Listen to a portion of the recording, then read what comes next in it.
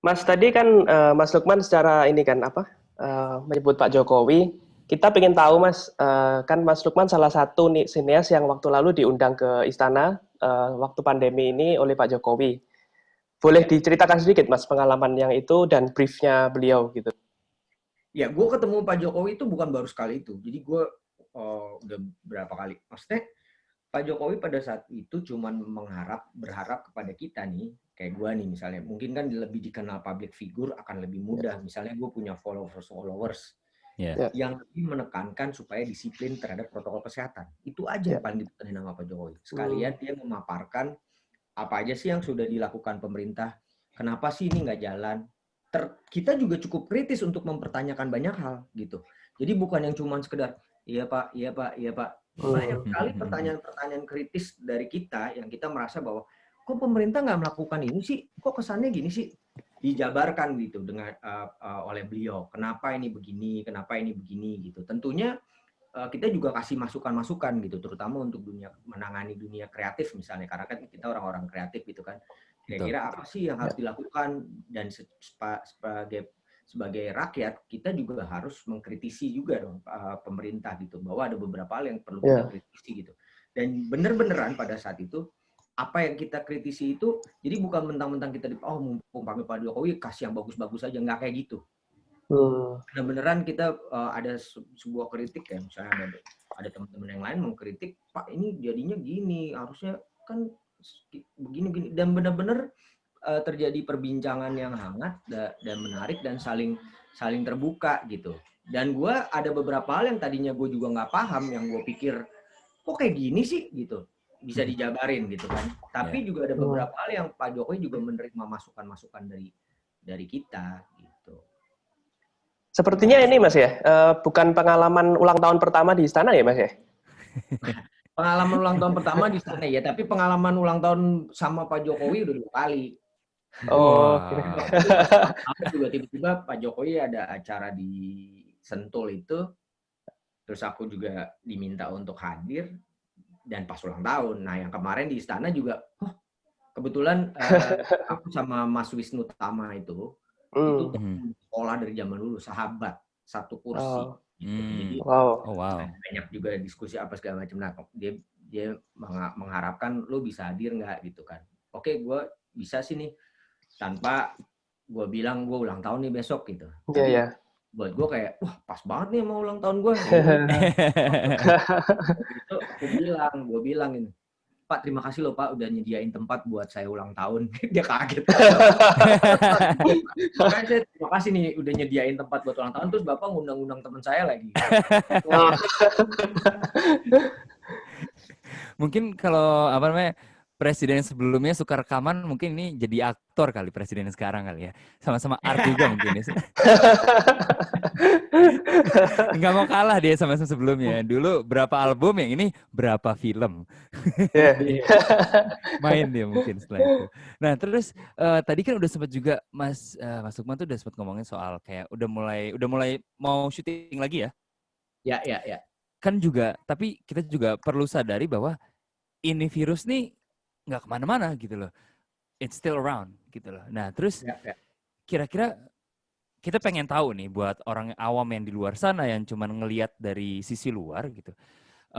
Diceritain kira-kira pengalaman syuting di new normal tuh seperti apa, dan apakah kayak yang tadi gue bilang virusnya kan nggak kemana-mana gitu ya. Apakah Iya. Mas Lukman nervous kayak, kalau gue kena gimana nih? Apa gimana nih? Apa kalau ada yang positif gitu? Ya, sebagai manusia biasa, rasa itu pasti ada.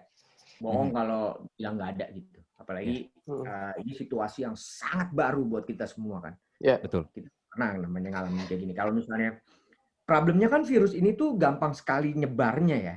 Ya nggak sih? Ya, Kalau betul. betul. Ya, mungkin ada beberapa sangat. virus yang nggak segampang ini nyebarnya. Kalau ini kan Ya, tuh yang jadi concern tuh nyebarnya tuh gila. Lu ya, terlalu mepet aja, lu nggak cuci tangan ya, aja, nggak pakai ya, masker Kena. aja, ini bisa langsung nyebar kemana-mana. Dan bahkan yang ya. problemnya lagi, ada yang nggak ada simptom yang kita nggak tahu gitu. Nah, ya itu OTG-nya ya. Ternyata Ya, ya, ternyata ya, ya. positif. Itu ada rasa was-was. Tapi kita juga punya berpikir bahwa tapi kita nggak bisa kalau nggak cuman punya rasa was-was aja, not doing anything gitu. Anything. Kayak tadi Make gue sense. bilang bahwa ini industri ini harus tetap jalan karena ini punya tanggung jawab terhadap banyak banget orang gitu. Kalau sampai Iya. industri film mati, berapa banyak yang akan juga kehilangan pekerjaan gitu dari industri film aja atau dari industri kreatifnya itu lebih banyak. Kalau film aja udah berapa ribu, ditambah lagi dengan industri panggung apa segala macam, berapa banyak. Bahkan yang kasihan coba ngebayangin nih. Teman-teman pernah nggak mikirin yang organ-organ tunggal itu yang biasanya dipanggil kawinan? Tiap bulan dia bisa dapat berapa project untuk kawinan. Sekarang siapa yang bikin kawinan? Ya kan? Iya, betul. Karena nggak boleh ngumpul-ngumpul, otomatis mereka kehilangan pekerjaan. Ya kan? Pernah nggak berpikir ke arah situ?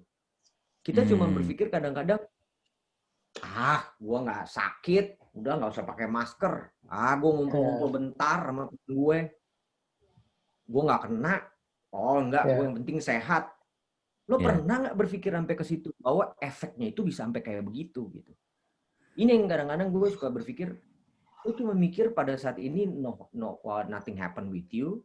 Yang penting gue nggak ini, tapi lo nggak pernah berpikir bahwa dari satu orang yang tidak disiplin, efeknya bisa berapa orang yang kena. Bisa kemana-mana, ya betul. Nah, bisa fatal juga. Bisa jadi akhirnya keluarga lo juga gitu. Yang bisa tiba-tiba kan ada satu keluarga yang kena, lo ngebayang nggak itu? Nah, prosesnya untuk bisa syuting lagi tentunya banyak hal yang harus dibicarakan, terutama protokol kesehatan. Itu paling penting harus dibikin dulu gitu. Mulai dari protokol kesehatan itu sifatnya lumayan. Ini gue kasih contoh. Ini ada sorry kalau kurang jelas. Ini protokol kesehatan yang lumayan panjang kita bikinnya. Tuh ini bisa gue geser. Ini isinya semua tentang tata laksana syuting selama masa pandemi itu. Mengenai karantina, swab, baik PCR, baik antigen, baik rapid, semua ada di situ. Mengenai kebersihan, bagaimana kru harus sangat menjaga kebersihan, selalu pakai masker di lokasi. Di tiap titik sediakan air atau hand sanitizer. Dan kalau tidak itu ada yang sakit harus segera report. Disediakan satu tim khusus untuk emergency kalau ada apa-apa, bekerja sama dengan rumah sakit setempat. Ya, ini kan berarti kan harus dipikirin benar-benar. Lo nggak bisa main syuting gitu aja. Terus ring 1, ring 2, ring 3. Di ring 1 yang berhak ada di ring 1 siapa aja? Ya pemain, sutradara, produser, DP, sama timnya, sama berapa? Paling banyak 10 orang. Sisanya di ring 2. Yang di ring 2 tidak boleh masuk ke ring 1 tanpa izin. Di ring 3 tidak masuk ke ring 2, ke ring 1 tanpa izin. Dan kayak misalnya makanan semua nggak ada sekarang prasmanan. Semua sudah terbungkus rapi. Per orang. Masih ada makanan kan. Sekarang di kotak. Waktu proses syuting produksi akan menyediakan sendok-sendok buat kita masing-masing pribadi. Kita harus bertanggung jawab jangan sampai hilang. Ya, jadi nggak pakai sendok sembarangan. Botol minum tidak pakai botol minum aqua, punya botol-botol sendiri, jar-jar sendiri. Sediakan galon ya tinggal isi sendiri. Terus kalau dulu PU nih, PU biasanya bikin kopi, ngider gitu ya.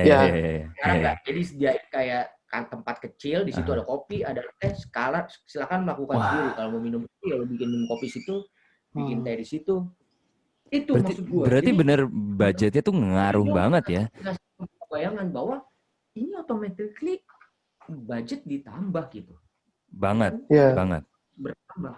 Dan nambah budgetnya itu bukan 10%, 20%, bisa 30%, 40%. Bisa hitungannya sampai 10M hanya untuk protokol kesehatan sendiri. Tapi di satu sisi kita juga harus berpikir kreatif. Kan banyak yang harus saling terkait nih. Misalnya kalau kita ngomong karantina, akhirnya bagaimana kita syuting di luar kota atau di Jakarta, bagaimana si pekerja produser ini berupaya untuk melakukan kerjasama dengan hotel misalnya. Kan? Hotel lo gue pakai ya buat karantina pemain dan sama tinggal mereka di situ dengan sistem kerjasama, automatically budgetnya misalnya gue kasih diskon berapa persen, tapi lo tinggal di hotel ini, hotel itu terpromosikan, ya kan? Karena layanan kesehatan kan banyak tuh sekarang yang melakukan swab rumah atau apa itu banyak. Jadi juga kerjasama, termasuk kerjasama dengan pihak catering. Kan mereka saling membutuhkan nih. Catering juga butuh pemasukan. Walaupun misalnya dia budgetnya, misalnya biasanya catering ini dia jual harga sekian, tapi ya ini kan sistemnya kerjasama, terus nanti nama gue ada catering, provide by, dikasih lihat, Siapa? catering Sama endorse gitu ya Mas ya. Iya. tapi mereka nggak ada pemasukan sama sekali, tapi sistemnya kerjasama sehingga budgetnya tuh bisa ditekan gitu kan, saling menguntungkan kan, termasuk juga nih. Dan satu lagi yang kita teman-teman harus tahu, jadi teman-teman yang syuting yang di pool misalnya di satu tempat di hotel itu, selama proses dia syuting dia tidak boleh keluar hotel. Kalaupun keluar harus report mau ngapain. Kalau misalnya ada orang lain yang bisa disuruh ya orang lain gitu. Terus terutama untuk misalnya ada kru-kru yang umurnya 50 tahun ke atas gitu kan, masih ada atau pemain. Itu sangat dijagain banget. Karena lumayan rentan. Jadi sebegitu detail dan sebegitu lumayan rumitnya, tapi kita tetap semangat karena gimana pun juga lebih baik kita ngelakuin ini detail supaya kita bisa berjalan syuting dengan lancar, industri berjalan, daripada lo nganggep enteng. Misalnya enggak, gue cukup gini aja, tapi akhirnya tiba-tiba ada yang sakit, berhenti, bubar, ini berhenti lagi. Coba lihat, Robert Pattinson itu udah kelas Hollywood apa? Syuting Batman, berhenti gara-gara dia positif. Yang syuting apa?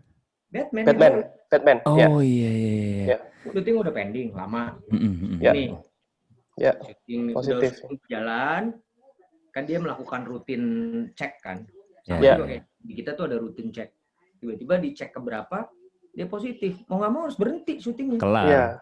Bubar jalan. Berhenti bubar dulu sementara. Di karantina dulu lagi semua. Sampai dicek lagi semua udah negatif. Robert negatif. Yang di area deket dia semua negatif. Kan si Robert Pattinson kan pasti ada orang make up-nya, ada apa. Ini kan area deket. Pasti kan dicek lagi semua. Dia positif kan? Karantina lagi semua dulu. Wah. Itu Mas, kalau apa namanya? Sorry. No, go ahead. Mas Lukman, dari pengamatan Mas sendiri sama laporan dari teman-teman selama ini, apa aja sih Mas aspek-aspek yang masih butuh untuk dibenahi selama syuting new normal ini, kalau Mas lihat? Ya, kita sih saling berupaya gitu. Misalnya aku ada PH satu sama lain, jadi justru yang tadi aku bilang positifnya adalah akhirnya PH ini saling lu ngelakuin protokol kesehatan kayak apa? Coba dong gue cek, mungkin ada. Jadi gue lebih tahu nih penyesuaian gitu apa segala macam. Ya tentunya untuk sebuah hal yang baru banyak sekali harus penyesuaian atau aspek-aspek yang masih harus dibenahi gitu kan. Ya itu tadi kayak misalnya protokol kesehatan gitu kan. Protokol kesehatan ini kan bukan sesuatu yang simple ya. Karena ini kan lumayan rumit untuk ngejaga ini. Bahkan mau nggak mau sekarang kita bikin sistem, kalau dulu line producer cuma satu, ngurusin the whole things gitu. Kan ada line producer khusus hanya untuk ngurusin protokol kesehatan. COVID protokol, right. Kalau enggak nanti sulit gitu untuk siapa yang bertanggung jawab terhadap protokol kesehatan. Satgasnya begitu ya Mas ya? Aspek-aspek yang harus dibenahi menurut aku di titik-titik itu sih. Tapi makin kesini kan makin ada beberapa syuting, contoh kayak misalnya Gina Esnur juga waktu itu sudah menjalankan syuting dengan protokol kesehatan yang sangat ketat banget dan berhasil. Ini kan bisa menjadi contoh kan buat PH-PH yang lain gitu. Intinya, tapi di satu sisi juga kalau aku nyarani ada beberapa PH yang menurut aku ya kurang siap tapi memaksakan syuting gitu. Kalau aku mikirnya lebih baik nggak usah. Nah, hal-hal ini yang harus diperbaiki atau diperkuat. Jadi harus sangat jelas gitu. Maksudnya kan sebenarnya kan acuan dari pemerintah sudah keluar nih. Tinggal disesuaikan kan. Acuan dari pemerintah harus dan wajib itu apa aja mengenai jaga jarak macam. Tinggal ada penyesuaian. Nah, menurut aku ini aja yang dipakai gitu. Jangan kalian berpikir masih yang ini nggak usah lah. Memang akan sulit secara budget. Tapi kalau memang budgetnya belum siap, ya udah. Nggak usah. Penting yang mungkin lebih kecil dulu untuk dikerjain.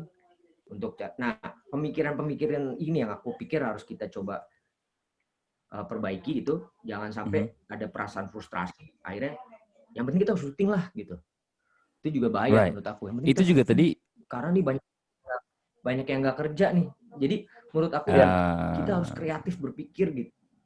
Gimana caranya? Ada situasi seperti ini nih, kalau memang siap untuk yang lebih besar, yuk kita kan orang-orang kreatif nih, bikin film yang misalnya sifatnya lebih kecil-kecil, untuk series kayak, untuk langsung di OTT, nggak usah di bioskop. Kan OTT enaknya dia bayar di depan, bukan kayak bioskop kan, Iya, bayarnya kan nanti dia selesai tayang. dari At least penjualan. ada hard cash yang masuk. Tapi yang penting Iya. syuting kita aman dan nyaman. Dan kita ada sesuatu yang kita bisa kerjakan, ada secara capital yang bisa kita dapat, yang akhirnya kru-kru juga bisa kerja. Menurut aku pemikiran-pemikiran ini yang harus kita sesuaikan, dan bareng-bareng pengennya punya pemikiran yang sama seperti itu. Itu yang harus aku pikir perbaiki. Tapi secara aturan dan segala macam, aku udah melihat bahwa upaya-upaya PH itu cukup besar untuk berupaya bagaimana ini bisa berjalan dengan baik. Nice. So, I guess sebelum kita masuk ke topik selanjutnya, gue pengen nanya lagi tadi, kalau tugasnya pemerintah itu kan yang ngasih guideline gitu kan tadi ya, biar agar dilaksanakan biar aman segala macam. Nah, pertanyaan gue, on the day-to-day basisnya itu, siapa yang nge-enforce and make sure, atau apakah ada kayak petugas dari pemerintah yang datang kayak ngecek kayak, ini nggak gini nih, ini nggak gini nih. Ya siapa yang Ada enforce? Sidak. Ada. Itu ada. Ada ya? Itu udah berapa kali terjadi, kayak misalnya di tempat tertentu. Tapi mereka juga luar biasa, mereka sangat terbuka nih, kayak Mas Hanung gitu ya, waktu itu bikin film Gatot Kaca. Dia mensertakan orang dari BNPB untuk ada di lokasi syutingnya. Untuk mengecek semua protokol kesehatan hari per harinya. Jadi Lebih ke ya dari BNPB atau petugas gugus tugas safety advisor begitu Mas ya? Ya, as advisor, jadi supaya tidak salah gitu kan. Nah, kalau misalnya pun kita melakukan sendiri, kayak tadi aku bilang, mesti ada line producer khusus protokol kesehatan, tapi pengecekan itu selalu ada. Mau seminggu sekali, mau apa, karena mereka kan juga perlu lihat nih sudah dilakukan dengan baik dan benar nggak gitu, apa segala macam. Apalagi kan kalau kita ngomong syuting, ini kan sesuatu yang sangat orang cepat dengernya lah gitu, jadi nggak mungkin juga gitu kan. Oh, ada syuting, ini lagi syuting, otomatis kan mereka juga mendengar, oh itu ada syuting.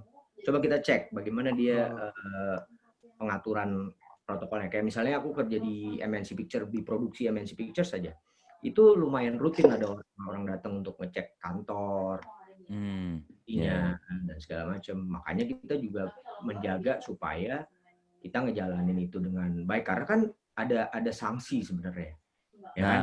Ya kan lumayan nggak enak juga gitu. Misalnya kita harus keluarin berapa uang habis itu ternyata harus dikarantina, di stop dulu berapa hari untuk memastikan aman. Kalau memang situasinya awalnya tidak sesuai, hal-hal kayak gitu sih. Iya, ya itu dia. Soalnya juga kayak kemarin kan kayak waktu di LA aja tuh, pas kemarin udah mulai boleh ada orang lagi makan di luar kapasitas 50% tuh, teman-teman yang kerja di restoran sering cerita kayak, iya gue setiap hari disamperin sama orang kesehatan, dibilang begini. Iya, jadi gue penasaran juga kalau di syuting itu bagaimana proses. Tapi that's good. Walaupun mungkin bukan setiap hari ya. Ya karena kan dia dalam satu hari itu bisa ngecek ke beberapa tempat gitu. Ada nanti hari kemudian ada siapa lagi datang untuk melihat gitu. Oke. Mas, mulai beberapa tahun lalu kan Mas Lukman jadi ketua komite FFI nih, Festival Film Indonesia. Itu siapa? Mas Lukman kan menjabat sebagai ini ya, ketua komite FFI. Kata siapa? Kata siapa, Stan? Kata siapa? Oh. Kata siapa? Bingung sendiri dia. Kata Google, Mas. Kata Mbak Google, Mas. Padahal gue nggak cerita ke Mbak Google, tapi kok dia tahu ya? Iya. Karena dia mbah. Iya. Dia mbah. Jadi menggurui ini. Nah, untuk FFI tahun ini master plan-nya seperti apa, Mas? Kalau bisa di-share di sini. Oke, aku cerita dari awal ya. Pada saat sebenarnya FFI tahun ini sudah bekerja dari bulan Januari. Kita sudah punya sudah mulai meeting dengan pihak terkait, termasuk dengan Dirjen Kebudayaan dari Departemen Pendidikan dan Kebudayaan, Pak Hilmar Farid, dan juga dengan waktu itu sekarang kan ada dulu kan ada Pusbang Film ya, sekarang ada baru namanya Direktorat Film, Musik dan Media Baru, Pak Mahendra. Jadi kita berangkat dari pengalaman 2 tahun sebelumnya yang selalu mepet-mepet.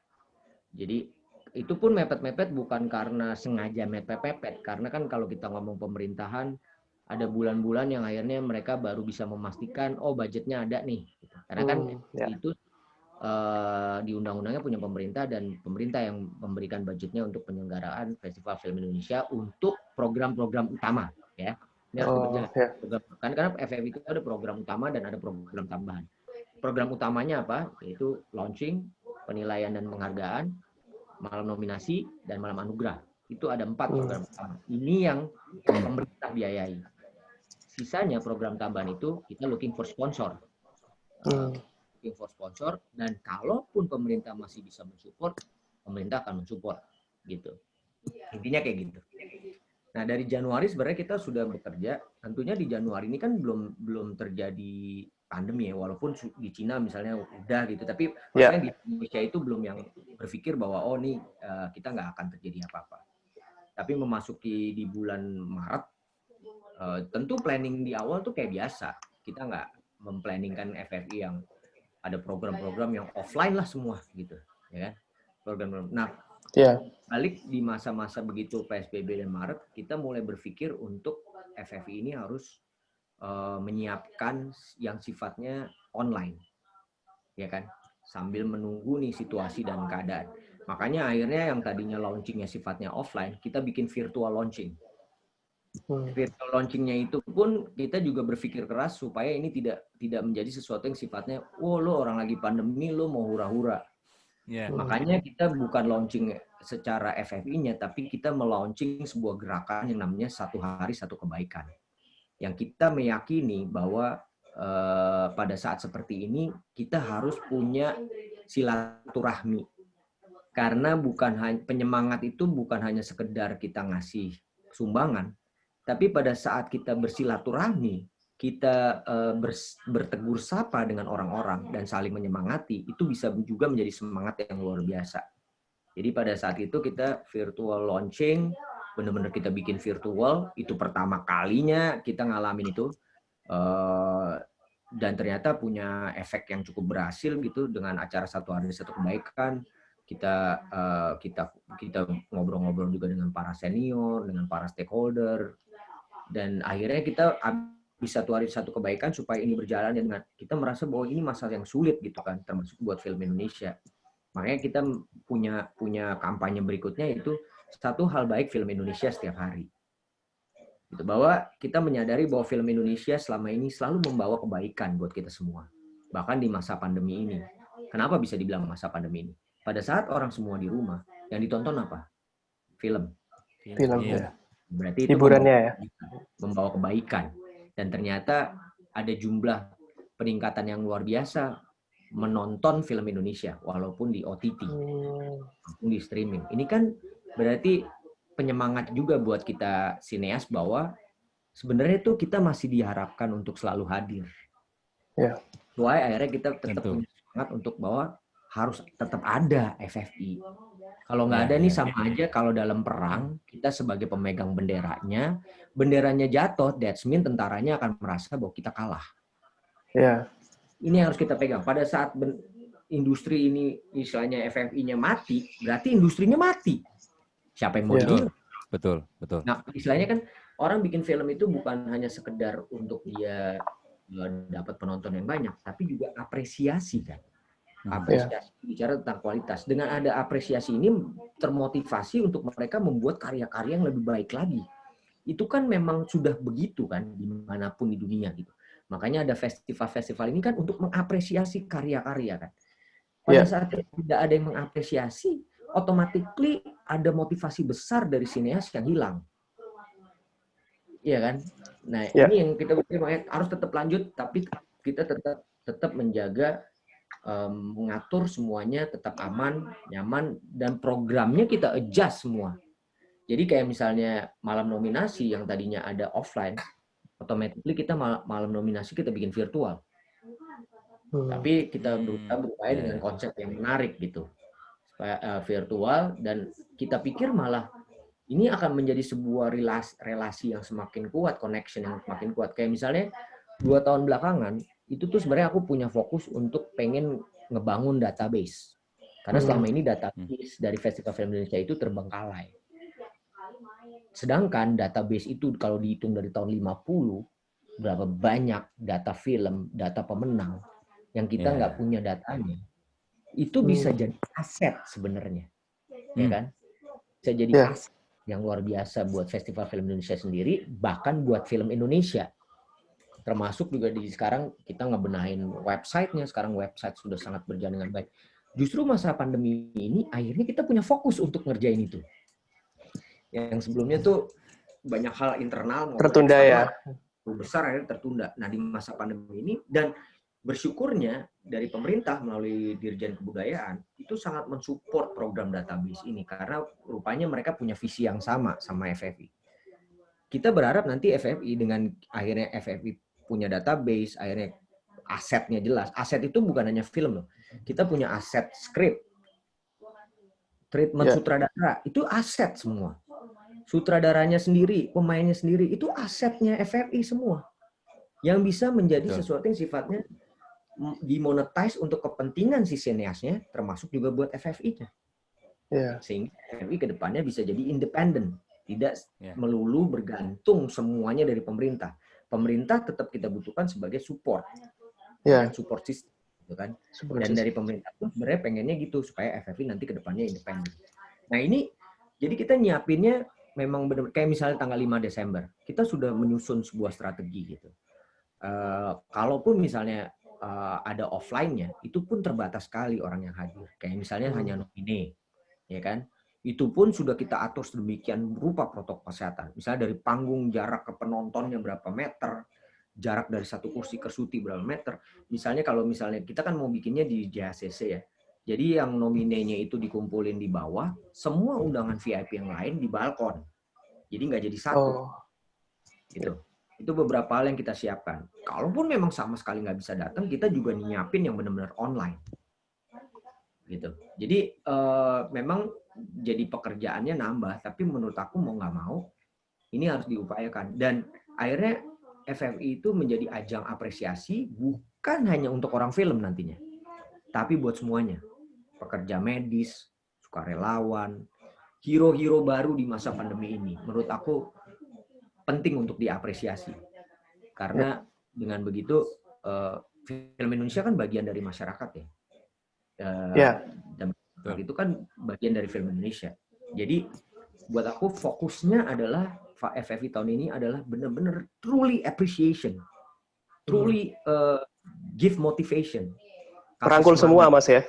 Ya, kita bukan bicara lagi tentang ini pesta film orang Indonesia. Ya, jadi kita bicara tentang benar-benar apresiasi, saling mendukung satu lain, saling mensupport untuk masa depan yang lebih baik buat semuanya dan juga buat film Indonesia itu sendiri. Gitu nice. Nah, itu kan tadi soal FFI internally gitu ya. Nah, sekarang selain kolaborasi sama LAIFI ini nih, kira-kira ada nggak sih kolaborasi yang FFI ini sempat kepikiran sama festival-festival film di luar negeri? Betul. Kalau ini kan sama LA nih. Sekarang kita juga fokus, makanya kita di tim kerja. Jadi kan aku di komite akhirnya bentuk tim kerja. Kalau dulu tuh komite semua yang ngerjain dan ini nggak efektif gitu kan. Akhirnya komite membentuk tim kerja yang diketuai oleh Mas Lance. Nah di tim kerja ini ada namanya tim 20. Tim 20 ini ada Wulan Guritno, ada Jai Subiakto, ada Yoris Sebastian, ada Lasya, ada Tetenia termasuk. Dan salah satunya John Badalu. John Badalu ini kan adalah orang yang sangat punya connection luar biasa sama festival-festival luar negeri. Jadi kita mau bikin sebuah connection yang baik dan ini sudah berjalan.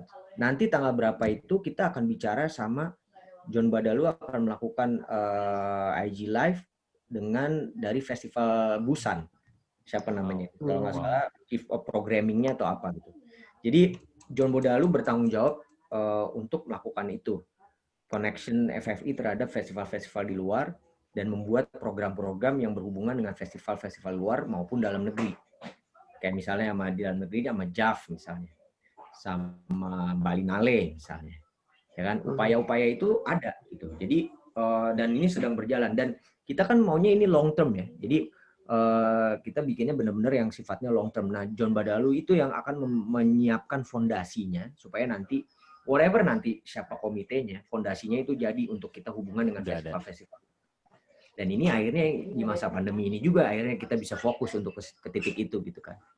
Jadi nggak benar-benar bukan hanya sekedar wacana, ini lagi berjalan gitu. Nah, salah satu pembukanya yang nanti akan ada acara talk show dengan si yang dari Busan, Festival Busan itu.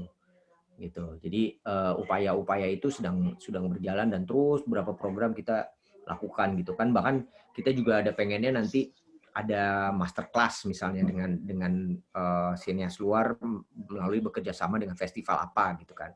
Ini udah disusun semua program-program itu. Misalnya salah satu cita-cita terbesar kita, walaupun mungkin tidak terjadi tahun ini, tapi upaya ini sedang berjalan. Bagaimana kita bisa punya masterclass dari Inaritu gitu. Kenapa Inaritu? Inarita itu sebenarnya dari negara yang sifatnya Meksiko yang masih berkembang sama kayak Indonesia. Dan banyak hal yang sebenarnya mirip sama Indonesia. Kenapa sih dia bisa sebegitunya? Ya, ini harusnya bisa nyambung sama sinias kita gitu. Dan masterclass itu bukan hanya sifatnya nanti sekedar dia ngasih materi, tapi bagaimana dia terlibat dalam building script gitu misalnya. Hal-hal yang itu yang kita lagi upayakan. Banyak hal, termasuk misalnya kayak dalam negeri sudah launching juga yang sifatnya lebih ke workshop, dan kita kan punya namanya program Akademi FFI ya. Itu kita udah bekerja sama dengan Samsung. Samsung itu punya Galaxy Movie Studio. Bagaimana di Galaxy Movie Studio itu ada Joko Anwar, ada Lala Timothy, ada Yandi Lawrence. Pokoknya kita sebutlah sinias-sinias yang bagus. Bagaimana kita melihat bahwa banyak sekali sekarang anak-anak muda konten creator yang menggunakan smartphone untuk membuat sebuah konten. Tapi kita pengen mengarahkannya untuk lebih supaya mereka punya proses yang benar gitu. Mulai dari pre-production, production, walaupun menggunakan smartphone, tapi punya pengalaman yang sifatnya nanti jadi sinematik. Karena kan ujung-ujungnya nanti semua pasti akan ke arah sana tuh. Pengennya ke situ. Salah satu upaya kita juga memunculkan sinias-sinias baru yang punya konsep pembuatan film yang baik dan benar, walaupun menggunakan teknologi baru. Gitu. Itu salah satunya. Termasuk juga dengan beberapa yang lain juga kita lagi menjalin kerjasama ini. Mas, lalu dari segi seninya sendiri untuk pembuatan film itu, kalau Mas Lukman melihat kondisi pandemi ini akan sedikit banyak mengubah atau mempengaruhi the art of storytelling in movies nggak, Mas? Oh, itu udah pasti.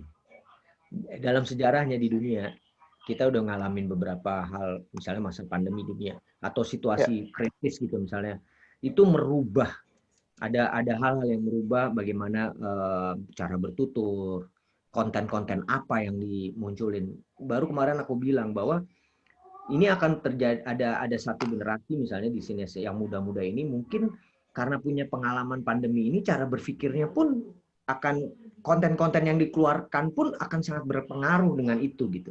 Itu nggak mungkin enggak gitu. Karena kan ini akan menjadi sebuah, ini kan sifatnya pandemi ya, mendunia, mengukung sangat. Dan cukup lama ya, Mas ya. Lama. Kan juga kayak tadi aku bilang, bagaimana akhirnya mereka berupaya mencari cerita-cerita yang efektif, kreatif, bagus, tapi nggak yang melibatkan orang banyak. Bisa jadi akhirnya menjadi tren tuh hal-hal itu ke depannya gitu. Bagaimana lebih ramping ya ininya. Yang lebih ramping, yang misalnya lebih memfokuskan lagi kepada kontennya itu sendiri, bukan bicara tentang teknis CGI, ya kan, teknis hal-hal teknis yang begitu berat, tapi akhirnya lebih bicara tentang konten, tentang manusianya, tentang situasi, tentang premis. Menurut aku itu pasti akan muncul kekuatan-kekuatan seperti itu terutama di nantinya ke depannya gitu. Kalau genre, Mas, tebakan Mas Lukman gimana? Untuk dalam waktu, let's say in the next year gitu, genre-genre apa yang kira-kira akan banyak bermunculan nih, Mas? Genre-genre yang sifatnya mungkin yang lebih ke bicara tentang humanity sih, drama, gitu. Ya, tentang manusia, komedi atau horor, semuanya. Kalaupun misalnya genre horor, komedi, drama, tapi mereka lebih fokus ke konten dan ceritanya gitu. Maksudnya bukan lagi bicara tentang special effect yang begitu besar gitu segala Yeah. macam gitu. Lebih detail, lebih deep gitu kalau menurut aku ya. Even komedinya pasti lumayan satir tentang situasi dengan apa yang ada dan segala macam gitu. Bahkan aku pikir ya, cara komedian, misalnya kita ngomong stand up komedian itu juga sangat berpengaruh gitu kan, juga banyak sinias-sinias yang hadir dari stand up komedian. Mereka kan orang-orang yang sangat kritis gitu terhadap situasi kan, yang akhirnya hal-hal itu juga mempengaruhi mereka gitu untuk mereka membuat film komedinya mereka gitu, menurut aku gitu kan. Terus kayak menurut aku untuk film-film besar misalnya kayak yang cukup besar mungkin disiapkan, tapi I don't know next year itu mungkin nggak yang sebanyak tahun-tahun sebelumnya gitu, karena tadi aku bilang menyangkut lagi masalah budget, menyangkut lagi, kecuali memang semuanya udah settle ya, maksudnya kita juga nggak tahu tahun ke depan misalnya vaksin sudah ditemuin, cara yang paling efektif untuk syuting dalam format besar itu sudah didapat dan apa mungkin ini, tapi genre-genre yang tadi aku bilang akan jadi semakin kuat sih